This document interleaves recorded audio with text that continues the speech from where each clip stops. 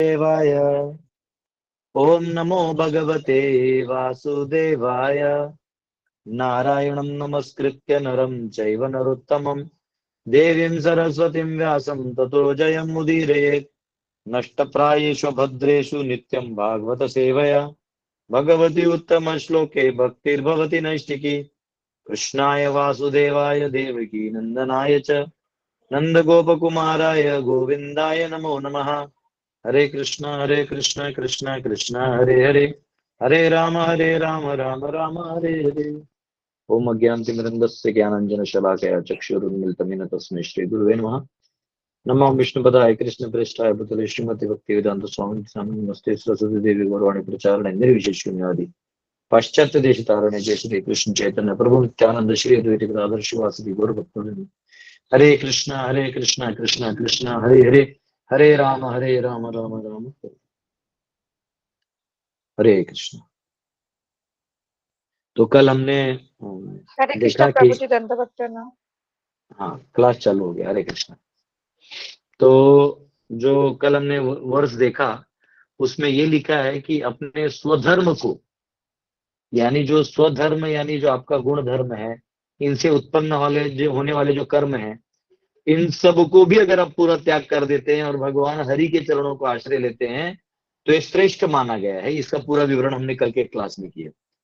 और आज जो है उसी के आगे नारद मुनि व्यास को और ये जो इसी विषय पे थोड़ा और गाढ़ा अगले 2 श्लोक में बताने वाले हैं कि व्यास को जो चिंता हो रही थी कि ठीक है मैं यहां से हटा के उसको वहां डाल भी दूं, लेकिन वहां अगर वो गिर गया तो फिर कहाँ ही का नहीं रहेगा।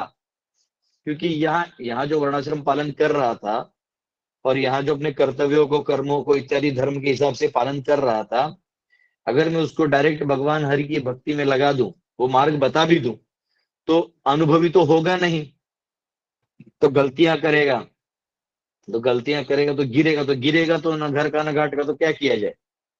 ये मानसिक विचार है। तो यहाँ नारद मुनि उस चीज का जवाब दे रहे हैं, एड्रेस कर रहे हैं। वो कह रहे हैं तस्यैव हेतुः प्रयतेत कोविदो न लभ्यते यद् भ्रमताम् उपर्यधः तल्लभ्यते दुःखवदन्यतः सुखम् कालेन सर्वत्र गभीररम्भसा। Persons who are actually intelligent and philosophically inclined should endeavor only for that purposeful end, which is not obtainable even by wandering from the topmost planet, Brahmaloka, down to the lowest planet, Patala.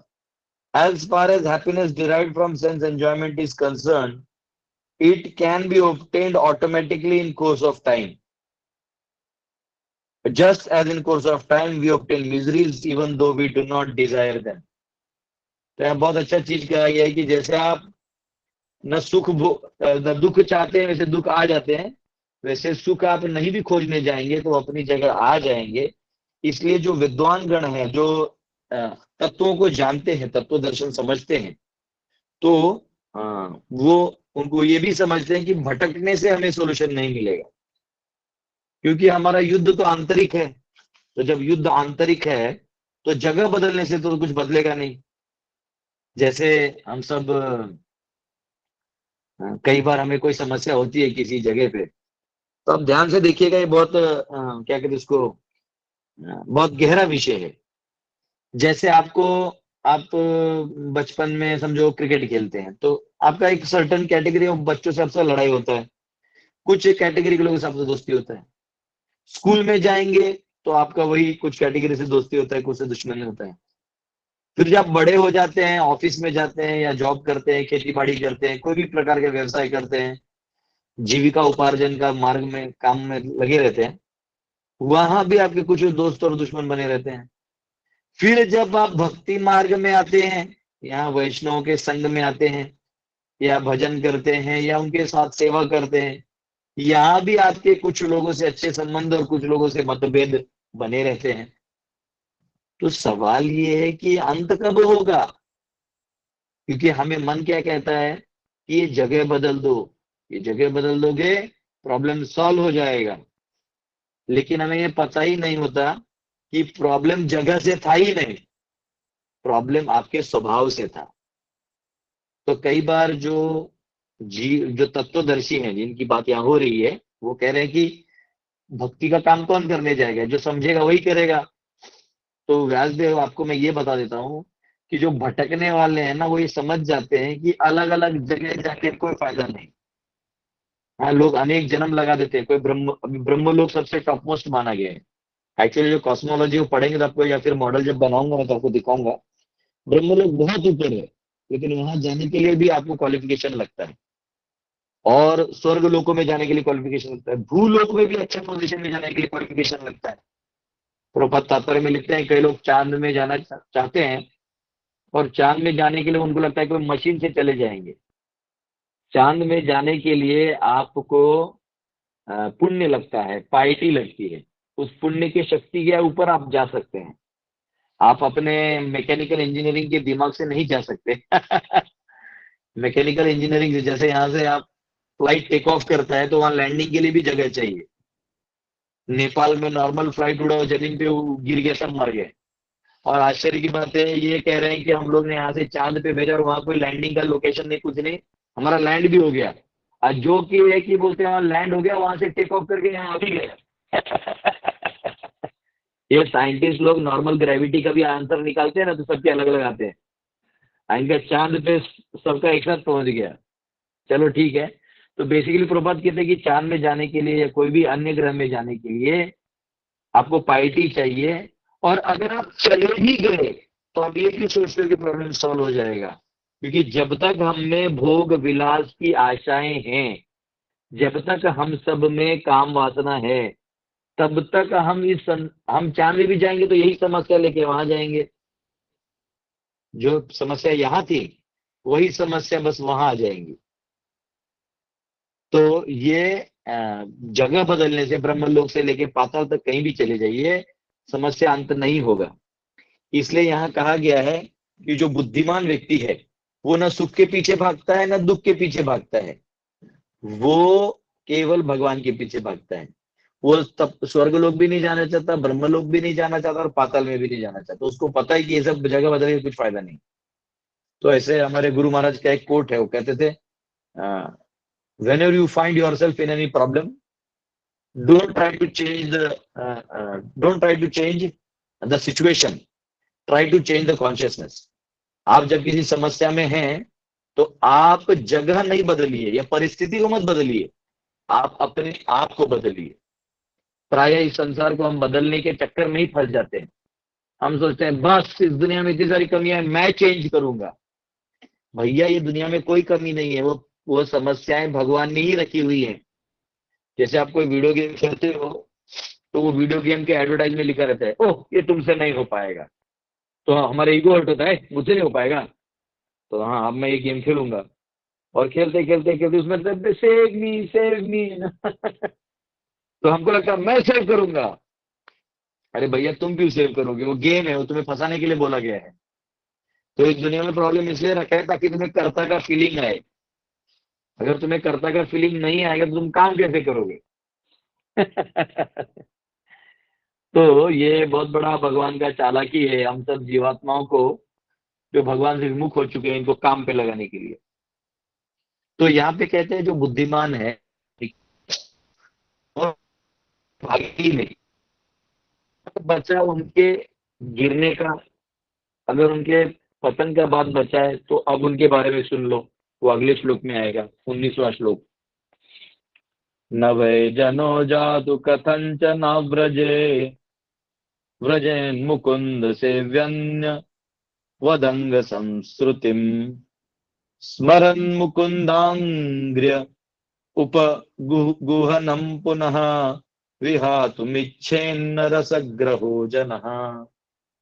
My dear Vyasa, even though a devotee of Lord Krishna sometimes falls down, somehow or other, he certainly does not undergo material existence like others, fruity workers.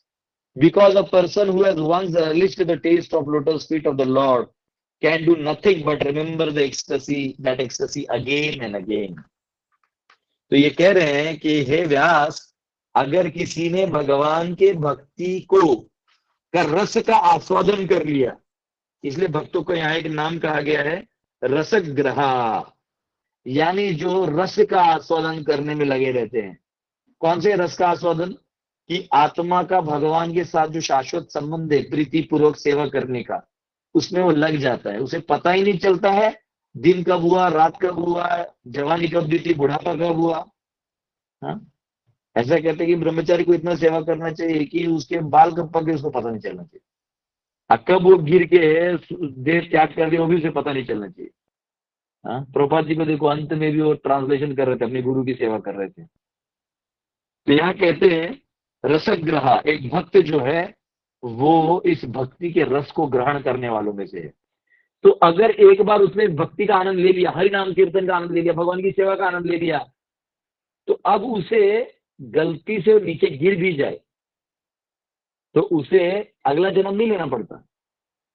उसे भगवान उसी जन्म में ही उसकी कमियों को दिखा के, उसको सुधार के, पुनः ट्रैक में ला के, पुनः उच्च रस का आस्वादन करने के लिए रख देते हैं। जैसे यहाँ पे कहा है ना कि कर्मी जो है उन्हें वो मिलता है, शुचि नाम श्रीमताम गे, यानी अगला जन्म जो है वो जो कर्म कर रहे हैं उनको मिलता है। जो भक्त है उन्हें उसी जीवन में भगवान जो है रिपेयर कर देते हैं। तो इसको लेके प्रभुपाद जी तात्पर्य में एक बहुत सुंदर लाइन लिखते हैं, मैं पढ़ना चाहता हूं। सिमिलरली अ न्यूफाइट डिवोटी, वो कह रहे हैं कि ये जो नया भक्त है, नवसिखिया भक्त है, भक्ति मार्ग में जुड़ा है, फुलिशली थिंक्स, मूर्खवत ये सोचता है, of accumulating some material power in exchange of devotional service. वो कहते हैं कभी कभी जो भक्त हैं वो भक्ति के मार्ग में आ तो जाते हैं, परंतु कभी कभी गलत संग में, यानी जैसे कभी कभी लोग बाहर के लोगों से भी संग करते हैं, तो उसके कारण उनको इच्छा होती है कि अच्छा अब मैं जो है बहुत सारा धन कमा लेता हूं, अब मैं बहुत सारा वो कमा लेता हूं। इस प्रकार वो बहुत सारा कमाने के चक्कर में, इन exchange of devotional service, he wants material power, उसे भौतिक शक्तियां चाहिए डिवोशनल सर्विस के बदले में। देखिए, जो भी भक्ति में आता है ना, तो उसे एक चीज पता चलता है। क्या पता चलता है? प्लीज म्यूट कर लीजिए रामेश्वर जी, म्यूट कर लीजिए। तो वो रामेश्वर वाघ म्यूट करा, हाँ। तो जो उनको ये पता चलता है कि अरे ऐसा करने से ऐसा होगा तो मैं कर लेता हूं। अब भक्ति में आने के बाद कई बार ऐसा होता है कि भक्त बोलते हैं और वो हो जाता है, तो ये एक्चुअली डेंजरस है। क्यों डेंजरस है? क्योंकि आप फिर कभी भी भौतिक इच्छा कर सकते हैं, और क्योंकि आप कॉन्स्टेंटली हरि नाम ले रहे हैं, अन्य मार्गों में बड़ी कठिनाई से आपको कुछ प्राप्त होता है। हरिनाम ऐसा चीज है कि एक बार आपने हरिनाम ले लिया और हरिनाम करते करते आपने कुछ इच्छा कर लिया, तो वो चीज प्रकट हो जाता है या वो इच्छा पूरी हो जाती है। तो ये भक्तों के ध्यान में आ जाता है। तो इसलिए भक्तों को ये जो पावर्स मिलते हैं, तो उन पावर में कभी कभी वो फंसे रह जाते हैं, या कभी कभी बाहर में दुनिया में आपसे कोई बात ही नहीं करता, आपकी बात कोई सुनता ही नहीं। लेकिन जब आप भक्त बन जाते हैं, थोड़ा गीता का ज्ञान आ जाता है और थोड़ा भक्तों के संग में और कुछ कथा लीला पता चल जाता है, तो व्यक्ति जो है वो लोगों को ज्ञान देना चालू करता है, ऑडियंस मिलने लगता है। और जो ही ऑडियंस मिलने लगता है, तो वो जल्दी से, मतलब नव सीखिया होता है ना, तो उसे पता नहीं चलता है कि मतलब वो ऐसी गलतियां कर बैठेगा। जैसे फॉर एग्जाम्पल अच्छा लेक्चर दे दिया, तो कोई माता जी फोन करके बोलेगी, हरे कृष्णा प्रभु जी आपने इतना अच्छा लेक्चर दिया, तो उसको लगता है सारे संसार में सिर्फ मैं ही एक हूँ जिसका लेक्चर अच्छा है। फिर वो एकदम हवा में चढ़ जाता है, उसे पता ही नहीं चलता है कि भैया वो सिर्फ अप्रिसिएशन था, लेकिन आज तक किसी ने अप्रिसिएशन नहीं किया। जिंदगी में किसी ने अप्रिसिएशन नहीं किया, आज किसी ने कर दिया तो एकदम हवा में चढ़ जाता है। वो बोलते हैं ना, गधे को दिया मान गधा चला आसमान, वैसा है। थोड़ा कोई या फिर गलती से कोई डोनेशन दे दिया, या कोई आपको कुछ ऐसा हेल्प कर दिया, या हम आपका कथा रखवाना चाहते हैं, वो भले ही वो अपना घर के समस्या का जैसे आपको फ्री में लेके जा रहा है, लेकिन बताएगा जैसे आपका कथा रखवाना चाहते हैं, आपको लेगा वाह मैं तो एकदम महान हूं। तो ऐसे करके व्यक्ति जो है वो इन आशाओं के चक्कर में फंस जाता है और करते करते वो उसके पतन भी हो सकते हैं। अब इसमें एक लाइन लिखा है, वो इंपॉर्टेंट अगला, सच फूलिश डिवोटीज, जो ऐसे भक्त हैं बेचारे नए हैं, उन्हें नहीं समझ में आता, सच फूलिश डिवोटीज, फूलिश भगवान प्रपद दया से कह रहे हैं, are sometimes put into difficulty, उन्हें समस्या में डालते हैं कौन? बाय द लॉर्ड हिमसेल्फ, भगवान स्वयं उस भक्त को कठिनाई में डाल देते हैं। जा, तू सुधर नहीं रहा है ना, 2 बार समझाने से सुधर नहीं रहा है, तो तुझे अब अनुभव से सीखने की जरूरत है, जाओ जाओ सीख लो। तो भगवान उसे ऐसी कठिनाई में डाल देते हैं कि अब उसे जो है मतलब उसको निकलना भी नहीं हो रहा है, आ जाना भी नहीं हो रहा है। यहाँ पे कहा देखो, as a special favour he may remove all material paraphernalia, जब वो किसी पे कृपा करते हैं तो उसका सारा मटेरियल पैराफर्निलिया हटा लेते हैं, उसका धन दौलत जो भी उसकी सामाजिक स्थिति, सब पद प्रतिष्ठा सब हटा लेते हैं। Bye such action the bewildered devotee, ऐसा होने के बाद वो जो भक्त है उसकी ऐसी परेशानी होती है, is forsaken by all friends and relatives, उसके सारे रिश्तेदार दोस्त सब उसे छोड़ देते हैं। And so he comes to his senses again by the mercy of the lord, और फिर वो भगवान की कृपा से वापिस ठिकाने पे आता है कि अरे मैंने क्या बड़ा गलती कर दिया, कहा मैं श्री हरि के चरणों में बैठ के भजन कर रहा था, सेवा कर रहा था गुरु की, और कहा एक छोटे चीज के लिए मैं तड़प के चला गया। And he is set right to execute his devotional service, फिर भगवान उसकी मरम्मत कर देते हैं। तो सवाल ये आता है कि भगवान ऐसी परीक्षा क्यों लेते हैं? भगवान परीक्षा इसलिए लेते हैं क्योंकि भगवत धाम ले जाने से पहले वो हमारे को थोड़ा पॉलिश करना चाहते हैं। हम में अंडरस्टैंडिंग में कई अनर्थ हैं, उन अनर्थों के लेके हम नहीं चल सकते, तो उन अनर्थों को साफ करने के लिए भगवान ऐसे स्थिति में डाल देते हैं जहां शुद्धिकरण होता है। जैसे सोने को डालते हैं ना अग्नि में तपा के उसका शुद्धता बढ़ाने के लिए, वैसे ही भगवान भक्तों के बीच में कुछ थोड़ा बहुत कमी बचा है हर एक का, तो उसको उसके उसके परिस्थिति में डालते हैं। इसलिए कभी भी हमको भक्तों से कंपेयर नहीं करना चाहिए कि देखो वो मुझसे पहले भक्ति में आया, मुझसे आगे चला गया, अरे वो मेरे बाद आया, वो मेरे जूनियर है। ये सब नहीं सोचना चाहिए, हमें ये सोचना चाहिए कि वो जो व्यक्ति है वो व्यक्ति अपने आप में अच्छा भक्ति कर रहा है, और मैं यहाँ पे मौका मिला है तो मुझे भी अब कुछ सेवा करना चाहिए, और सेवा करके मुझे भी अपना शुद्धिकरण कर लेना चाहिए। तो भगवान हमें जिस परिस्थिति में डालें उस परिस्थिति में हमें खुश रहना चाहिए, और हमें ये मालूम होना चाहिए कि यही शायद मेरे लिए बेस्ट चीज है। देखिए इसमें तो ऐसे बहुत स्टोरी है, लेकिन मैं आज नहीं लूंगा, अगली बार लूंगा। इसका आगे के पार्ट्स में आएंगे ना, तब मैं और ऐसा स्टोरी बताऊंगा कि कैसे एक भक्त, उनकी कहानी है, वो कैसे जीरा, पहले भक्ति में नहीं आया, पापी था, फिर भक्ति में आया, भक्ति में आने के बाद भी कुछ पाप कार्य हो गए, फिर वो वापस सुधर गया, फिर वो बहुत बड़ा भक्त बन गया।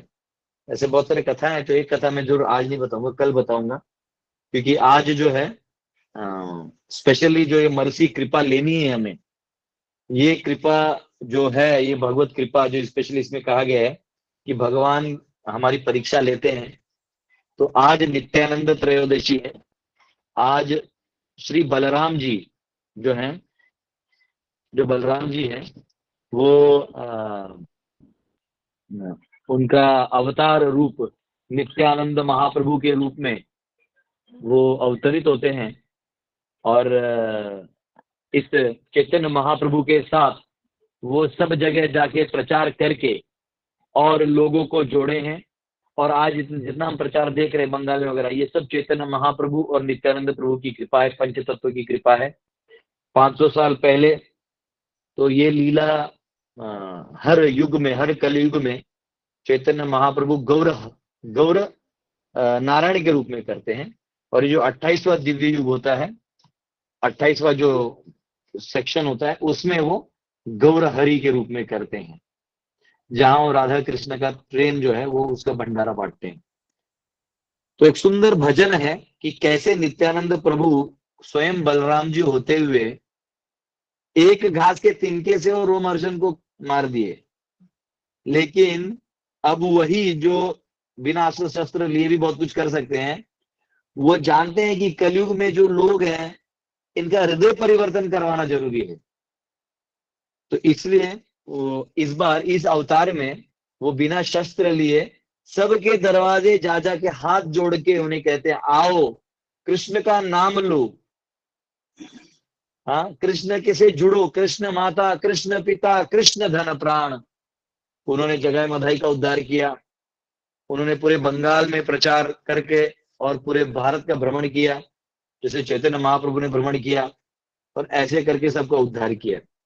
तो एक सुंदर भजन है, इस भजन के बोल में थोड़ा आपको समझा देता हूँ, फिर हम सब, मैं ये भजन गाऊंगा, आप अपने एंड में सुन सकते हैं, और फिर हम क्वेश्चन आंसर लेंगे। आज नित्यानंद त्रयोदशी है, आज दोपहर को 12 बजे तक फास्टिंग है, तो आप सब अगर कर सकते हैं तो बहुत अच्छा रहेगा, और अपने लोकल टेम्पल्स में जाके इस फेस्टिवल का आप जो है सेवा करें, प्रसाद लें, प्लस उधर जो सेवा कर सके वो करें, क्योंकि आज का दिन बहुत ही महत्वपूर्ण है। आप में से जिन्होंने जो माला करते हैं अपनी मालाओं को बढ़ा सकते हैं, ठीक है। आज का स्पेशल मर्सीफुल डे है। नित्यानंद प्रभु कहते हैं कि अवधूत है, अवधूत।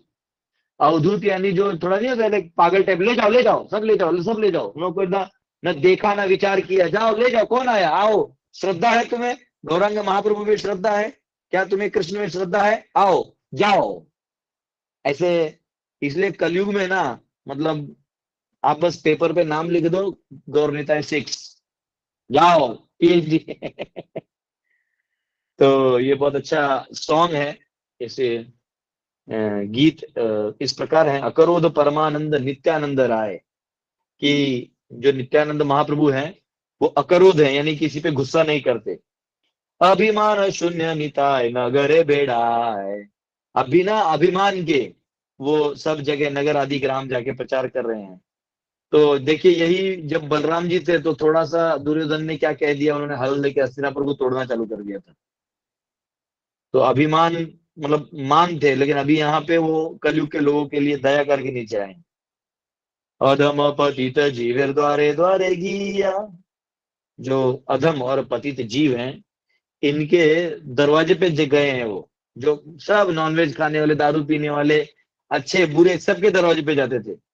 हरिनाम महामंत्र दीचे न बिलाइया, ये जो हरिनाम है ये महामंत्र दे के उन्होंने सबको बांटा।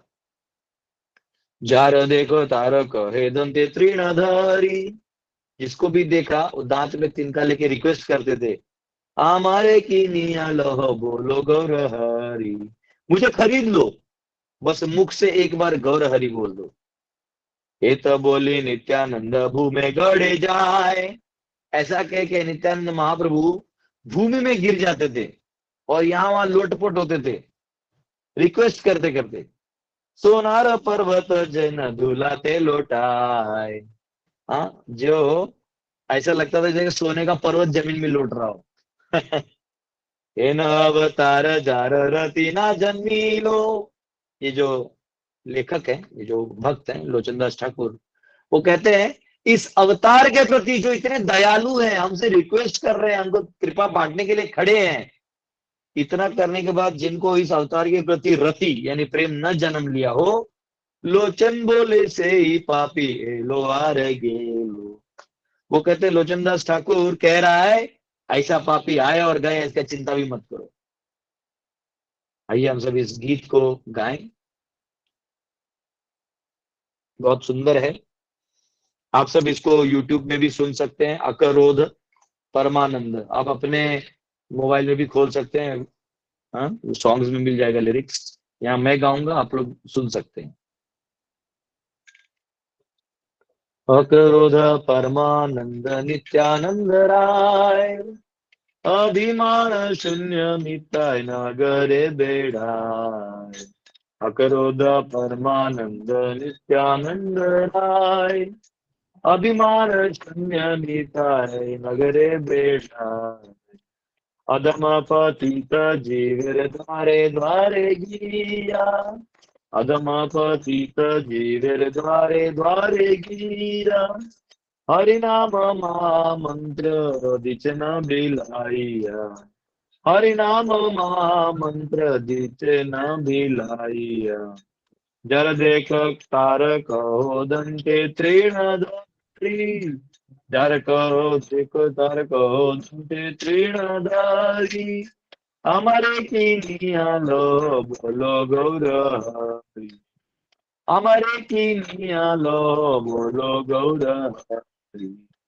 इत बोले नित्यानंद तुम्हें गढ़े जाए, इत बोले नित्यानंद तुम्हें गढ़े जाए, सोनारा पर्वत जैन दुलाते लौटाए, सोनारा पर्वत जैन दुलाते लौटाए। इन अवतार जार रति ना जन्मीलो, इन अवतार जार रति ना जन्मीलो, लोचन बोले से पापी ये लो आर गे, लोचन बोले से पापी ये लो आर गे। तो ये बहुत सुंदर गीत है जिसमें नित्यानंद प्रभु एक चक्र ग्राम में उनका प्राकट्य हुआ था। आप कभी मायापुर जाएंगे तो वहां से 5 घंटे का बस का रास्ता है, कटवा से आगे एक चक्र ग्राम है। ये ग्राम वही है जहां पे भीम ने उस असुर को मारा था, उसका नाम शायद क्या था, कुछ ऐसा था, बकासुर। बकासुर था, बकासुर। तो वो उसको मारा और वहां पे वही वो स्थान है, वहां बहुत सुंदर नित्यानंद प्रभु का मंदिर है, उनके कुछ अपनी वस्तुएं हैं वहां पे, बहुत सुंदर, आप दर्शन करने के लिए जा सकते हैं। वहाँ इस्कॉन टेम्पल है, बहुत सुंदर, वहाँ डीटीज हैं, बहुत सुंदर। आप कभी मौका मिले तो प्लीज जाइए। और नित्यानंद प्रभु के जो पिता का नाम हड़ाई पंडित था, माता का नाम पद्मावती था, और जब नित्यानंद प्रभु प्रकट हुए तो एक शंकरारण्य करके एक सन्यासी थे, वो जब नित्यानंद प्रभु बच्चे थे तो वो शंकरारण्य इनके हड़ाई पंडित के घर पे गए और उनको बोले आप ये बच्चा मुझे दे दो। तो पद्मावती माता और हड़ाई पंडित बड़े टेंशन में आ गए, लेकिन उन्होंने उस बच्चे को शंकरारण्य को दिया, और शंकरारण्य के साथ रहते रहते पूरे भारतवर्ष का जो दर्शन है और सबको दर्शन तो भगवान ने स्वयं दिया है, वो पूरा परिक्रमा जो है पूरे भारत का करते हुए प्रचार किया। महाराष्ट्र में भी, पंढरपुर में भी आए थे, और वहां एक लक्ष्मी पति तीर्थ करके नाम के व्यक्ति थे, उनसे उन्होंने दीक्षा भी लिया था, हरिनाम दीक्षा भी लिया था। तो इस प्रकार नित्यानंद प्रभु ने चैतन्य महाप्रभु की सारी लीलाओं में जो है बढ़ाया, उनकी लीलाओं को स्पेशल करके प्रस्तुत है। जैसे फॉर एग्जांपल एक बार महाप्रभु संन्यास लिए थे तो डंडा लेके जा रहे थे, तो महाप्रभु ने डंडे के 3 टुकड़े करके जल में डाल दिया। तो नो वो इसलिए कि हम एक दंडी नहीं, हम त्रिदंडी है। जो वैष्णव होते हैं वो त्रिदंडी संन्यास लेते हैं। हाँ? तो यहाँ पे इस प्रकार नित्यानंद प्रभु ने जो कृष्ण प्रेम है उसका तिजोरी खोल के बांट दिया, उन्होंने भेदभाव ही नहीं किया। हाँ, वो बहुत सुंदर सॉन्ग है, खोड़ा निताय।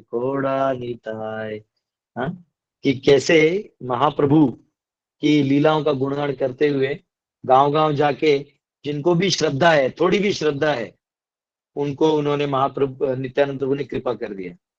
इसलिए आज भी कोई जप करता है और जब हम सुबह याद करते हैं ना, जय श्री कृष्ण चैतन्य प्रभु नित्यानंद, तो नित्यानंद प्रभु की कृपा से, केवल स्मरण मात्र से वो हम पे असीम कृपा कर देते हैं, वो बहुत खुश हो जाते हैं। तो इसलिए देखेंगे हमारे प्राय हरे कृष्ण आंदोलन में बहुत सारे भक्त हैं जो ऐसे बैकग्राउंड से आते हैं जिनको कभी कृष्ण मालूम नहीं है, राम मालूम नहीं है, लेकिन वो अगर प्रामाणिक हैं तो नित्यानंद महाप्रभु की कृपा से वो भी अच्छा जप करके अच्छे भक्त बनते हैं। तो आज नित्यानंद ऋषि है, हो सके तो समय निकाल के जप करिए, और 12 बजे तक अगर आप उपवास कर सकते हैं तो अति उत्तम। ठीक है, बहुत बहुत धन्यवाद आप सबका। हरे कृष्णा। श्रील हरे प्रभुपाद कृष्ण। की जय। निर्जला रहना है प्रभु जी, 12 बजे तक। निर्जला ना। हाँ प्रभु जी, हाँ, कितने देर पहले आए थे नित्यानंद चैतन्य महाप्रभु 5 इस धरती पे? नहीं, नित्यानंद प्रभु चैतन्य महापुरुष से मुझे लगता है 10 साल पहले आए होंगे। शायद, थोड़ा चेक करना पड़ेगा, पर पहले आए थे। ठीक। हरे कृष्ण।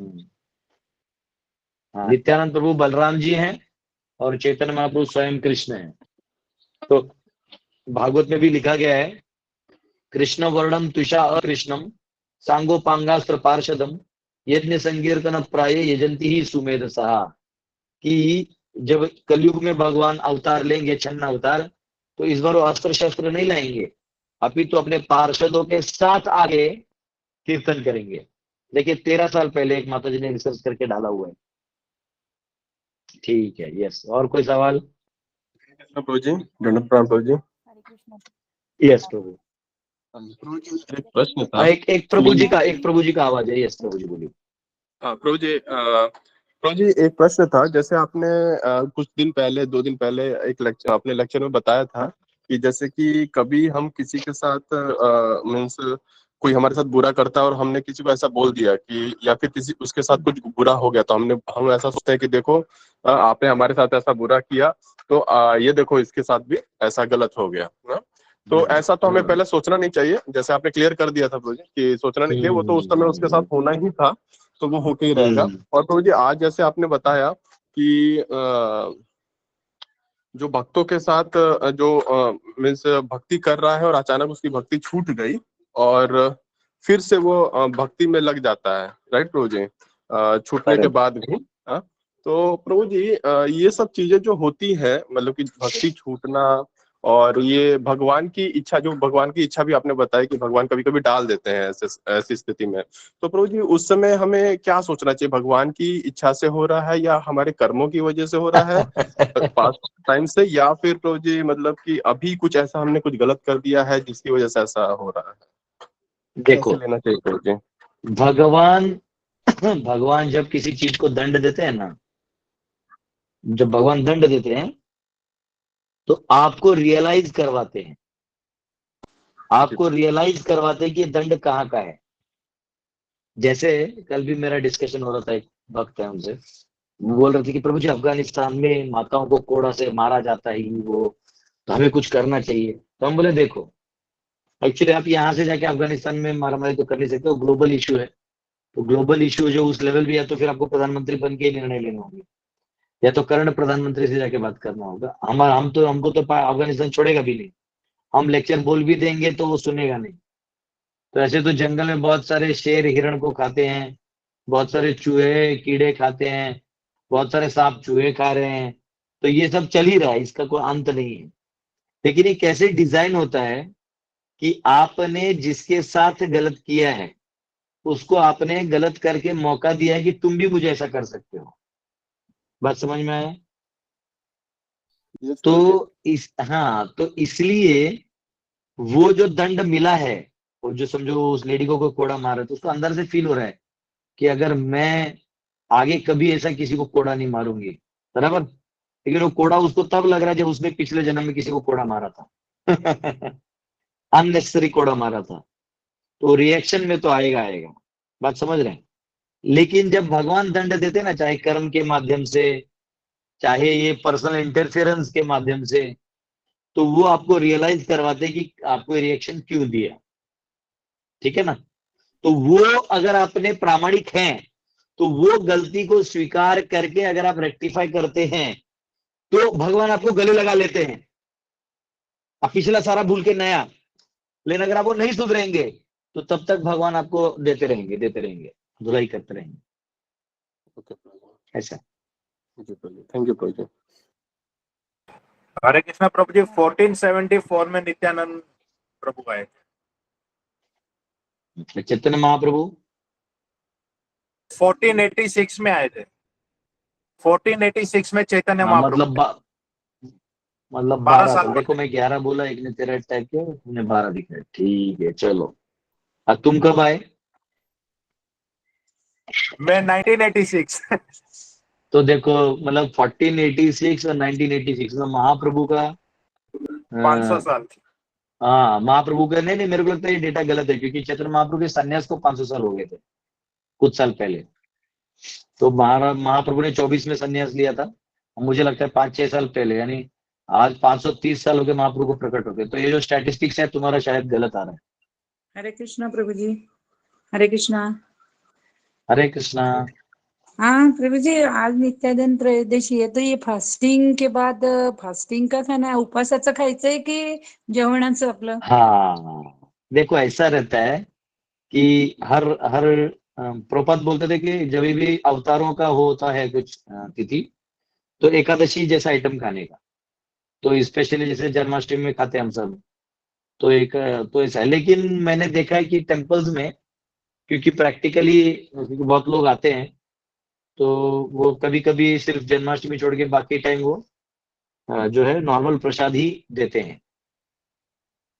तो इसलिए कोई जगह मतलब स्टूडेंट पूछ रहा है लंबा है। एक्चुअली मेरा क्लास है आज 11:15 तभी मैं बहुत सारे पास टाइम्स बताने वाला हूँ।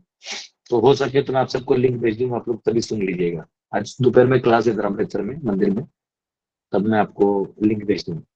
तो एक्चुअली ये जो फास्टिंग है, तो आप ट्राई करिए, अगर घर में अकेले हैं तो एकादशी का बना के खा सकते हैं, क्योंकि आपके ऊपर तो मंदिर का लोड है नहीं, बहुत लोगों को खिलाना है, ऐसा कुछ है नहीं। तो जनरली एकादशी का बनाना ही बेस्ट है। वैसे नित्यानंद प्रभु का मर्सीफुल है, आपने वैसे भी खा लिया तो नित्यानंद प्रभु कुछ बुरा नहीं मान जाएंगे, पर हमारी तरफ से हम एकादशी का खाएं तो ज्यादा अच्छा। हरे कृष्णा प्रभु जी। यस। हरे कृष्णा प्रभु जी। भगवान हरे कृष्ण प्रभु जी। हाँ वो रुकिए रुकिए रुकिए, के ए से जिसका नाम है उन्होंने पहले पूछा है, उनको पूछ हरे कृष्ण लीजिए। प्रभु जी। उनके डीपी में कृष्ण बलराम जी है। नहीं के ए से जिनका नाम मैं है बोल रहा हूँ। प्रभु जी। प्रभु जी, आपने ये नित्यानंद महाप्रभु को बताया गुरु तत्व है। नहीं, आपने अभी भी नहीं समझा। रुकिए एक मिनट। वो जो के ए से जिनका नाम है ना, वो माता जी जो बोला वो नहीं बोलना, तो फिर उनको दे माता जी। हाँ तो बोलिए ना आपका। हाँ तो क्वेश्चन पूछिए। हाँ, मैं कि हमें भगवान जी को थैंक्स करना हो तो हमें क्या करना चाहिए? हाँ तो ये पूछने के लिए गायब क्यों हो जाते हैं, हमें लाना पड़ता है बाहर, फिर आपको मौका नहीं मिलेगा यहाँ। एक से एक महारथी क्वेश्चन पूछने में। यस, क्या पूछा आपने? मैं पूछ रही हूँ प्रभु जी, अगर हम्म। हमें भगवान जी को थैंक्स तो हमें क्या करना चाहिए? देखिए, ट्रू अप्रिसिएशन, प्रभुपाद बोलते थे true appreciation is to follow. जो उन्होंने हमें मार्गदर्शन दिखाया है, जिस तरीके से जीवन जीना सिखाया है और अपने पास आने का मार्ग बताया है, उसे पालन करना चाहिए। जैसे नित्यानंद प्रभु चाहते थे हम लोग हरि कीर्तन करें, तो हमें कीर्तन करना चाहिए, जहाँ संकीर्तन हो रहा है वहां जुड़ जाना चाहिए, है ना। और जो भक्तों का संग है वो लेना चाहिए, ये उनको पसंद है। तो उनके, तो जैसे राधा रानी को कृष्ण की सेवा पसंद है, तो हम राधाष्टमी को स्पेशल भोग लगाते हैं, तो राधा रानी प्रसन्न हो जाती है। इस प्रकार हर एक अवतार का अपना एक भाव है, तो उस भाव के साथ साथ हम अपना सेवा दे के हम थैंक यू कह सकते हैं। वो हमारा थैंक यू कहने का स्टाइल होना चाहिए। ये सिद्धांत क्या नाम है तो सिद्धा, जिस नाम है वो। हरे कृष्ण प्रभु जी, सिद्धार्थ प्रभु बोल रहा हूँ सूरत से। सॉरी, आपको मैंने आपको, अरे तुम है क्या? हाँ प्रभु जी। बोलो बोलो बोलो बोलो। नहीं, वो आपने क्या रहता बताया। है, कुछ लोग है ना पूछते हैं और गायब हो जाते हैं, तो बाद में उनको मौका नहीं मिलता, तो बोलते कि हमको मौका नहीं मिला, इसलिए मैं बोला हाँ ये चल बोलो। आपने बताया कि नित्यानंद महाप्रभु गुरु तत्व है। ये प्रभु, ये तत्व हाँ, का अर्थ क्या होता है प्रभु? तत्व यानी अल्टीमेट डेफिनेशन। तत्व मीन्स हर चीज का अल्टीमेट डेफिनेशन होता है, तो उसको तत्व कहा जाता है। यानी जैसे जैसे उदाहरण के लिए मैं क्या बताऊं उनको, जैसे भक्ति है, तो भक्ति को रस तत्व कहा गया है। रस यानी जो हमारे भाव हैं आत्मा के, उसका जब भगवान से संबंध होता है तो वो रस तैयार होता है, जिसमें रिलेशनशिप बनता है। तो उसका जो तत्व है उसको कहते हैं रस तत्व। जैसे महत तत्व है, तो महत यानी सारे जो 8 एलिमेंट, इनका जो कोलैबोरेशन है वो एक साथ जब आता है तो उसको महत तत्व बोलते हैं। महत यानी ऑल। हाँ देखिए, रूट विकास नेगी ने गूगल में मारा है सर्च, उनको मिला रूट। हाँ। तो ये सब गूगल वाले हैं। तत्व कहते हैं। नहीं माता जी, अभी आप है ना माता जी, कहीं से कहीं मत घुसाइए। पहले इस तत्व को समझिए, फिर पंच तत्व को समझिए। वो पहले पहले इनका जवाब ले लीजिए, फिर आप पे आएंगे हम। ठीक है। तो आप भी बहुत इधर उधर टॉस नहीं करिए। तो तत्व का मतलब होता है कोई भी सब्जेक्ट मैटर का फाइनल टच, यानी फाइनल डेफिनेशन। जैसे मैं आपको कहूं इस साइकिल क्या है, तो आप क्या कहोगे, क्या साइकिल है? जिससे हम आगे जा सकते, मतलब घूमता है जो। बस आपके हिसाब से जो घूमता है वो साइकिल है। तो जैसे टायर साइकिल होता है ना अपना, बाइसिकल, बाइसिकल यानी दो पहिए घूम रहे उसको बाइसिकल बोलते हैं। जो रिक्शा उसको ट्राइसिकल बोलते हैं, ठीक है। हाँ, मोटर से चलने वाला मोटरसाइकिल बोलते हैं, जो मोटर में साइकिल मूव करता है। लेकिन साइकिल का मतलब है रेपिटेशन। साइकिल का मतलब क्या है? रिपीटेशन। रेपिटेशन। वो गोल घूमता नहीं है। जैसे अभी बारिश आया, पानी नदी से समुद्र में गया, फिर बादल हुआ, फिर बारिश आया, तो गोल नहीं घूमता है, वो कैसे भी घूम सकते हैं, लेकिन वो रेपिटेशन होता है। तो तत्व में साइकिल मतलब रेपिटेशन। तो हम जब बोलते हैं प्रभु हमें भव सागर के साइकिल से निकालिए, तो कोई बोलेगा अरे इसमें साइकिल है ही नहीं, हाँ हाँ हाँ, नो। हम कह रहे हैं जो भव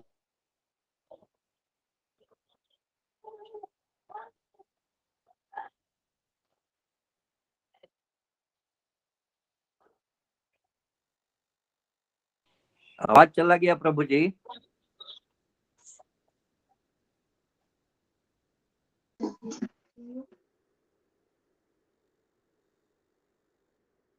कौन आवाज आया प्रभु? कट रहा है आवाज चला प्रभु। गया है अभी भी कट रहा है प्रभु। कट रहा है।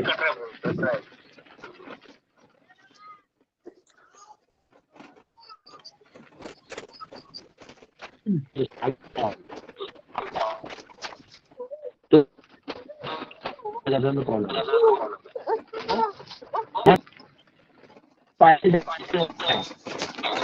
वो तत्व कहते हैं उसको। बात म्यूट कीजिए। हाँ, तो उसको के तत्व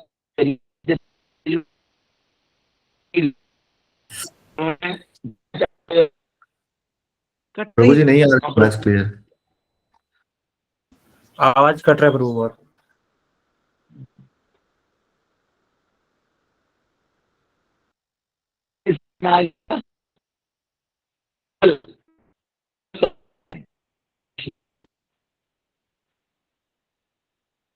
कल कल क्लास, ठीक है।